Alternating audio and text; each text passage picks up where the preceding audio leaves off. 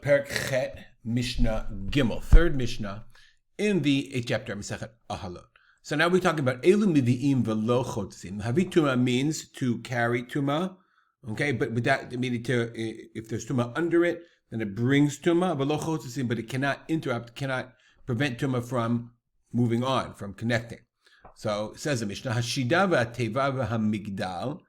Okay, remember these are the three kind of chests. The shida is also the people carrier, and the chest and the armoire. Okay, the box of the armoire. Kaveret hakash. Kaveret, remember, was a kind of like basket. It's made of straw. Kaveret hakarim are reeds. Ubor sfina alexandrite, or the water well in the ship, in the boat. She'en lehem shilayim, that don't have a bottom. V'enam, or meaning that if they don't have a bottom, then they're not going to stop anything. But I don't know how they would stop it. Maybe if you turn it on the side. I'm not sure.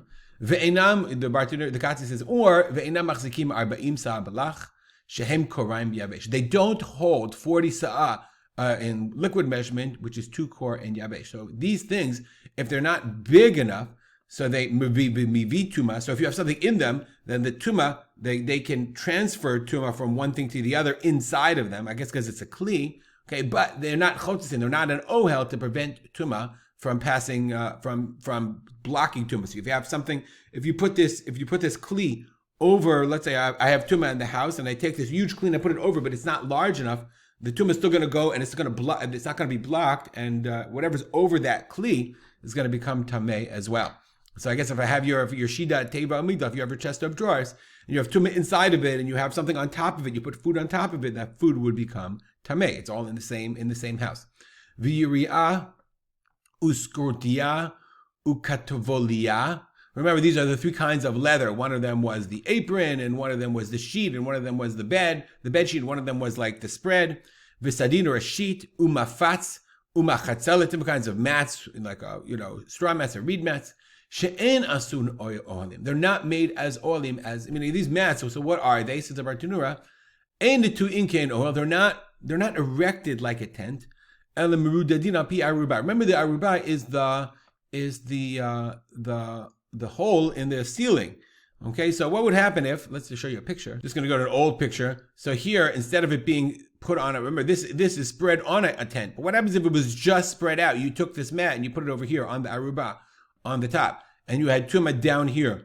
So the Mishnah says in that case it would be mevi ve'eno choseit. So tumah would spread to the top. It would spread to the top, but it would be mevi, but it would also be mevi on the bottom as well. If it was here, it wouldn't go straight up through, but rather it would be mevi. It would cause the tumah to spread in the bottom room. Okay. Ubehema v'chaya shemetu. If you have dead animals, like all squished together, they are mevi and not chotzetz. V'ochlim tmeim, and ochel that's tameh also is mevi, but it's not chotzetz, because if the food becomes tameh, it can't be a barrier. Like, let's say you put food over this hole. If it's food that's tameh, anything that's tameh cannot block tumah from spreading.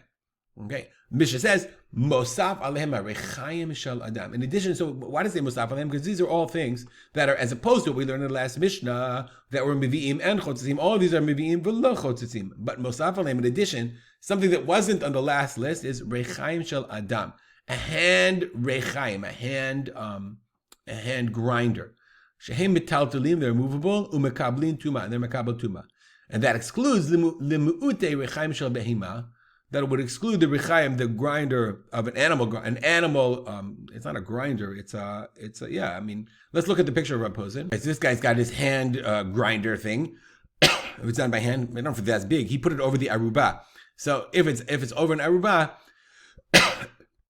it's mekabel tuma, and therefore it's mevi tuma, but it's not chotzeis. Whereas if you took this huge crazy stone and you put it over the aruba, that's not metaltel, and that would be chotzeis. Just remember that. We'll stop. I don't know why, if you're able to move that thing. We'll stop here. Dedicate to the memory of my father, Rav Simcha ben Yitzchak Kalman. Make it a great day.